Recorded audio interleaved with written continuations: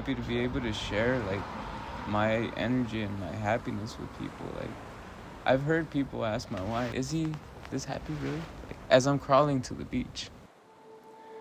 One more wave, he thought to himself. The man bobbed like a cork in a choppy sea. He sat happily, albeit cold, atop an old 5.5-foot retro twin fin, dinged, but far from broken. The clouds overhead were putting on a show, first orange, then neon pink, and finally a living shade of purple scattered across the weeping sky. In this dying light, depth perception is finite. What was once a crowded lineup has now thinned to him and one other barely recognizable human. A silhouette, a shadow of a man, distant.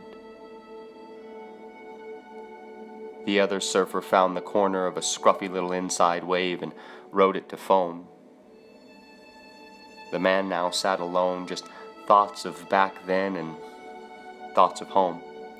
What home means and where he's been. Like a surgeon dissecting, the man kept reflecting on wounds tormenting him. Open sores and plights he could only confide in with the ocean. In floating meditation, thoughts like suicide collide with knowing he does not want to die.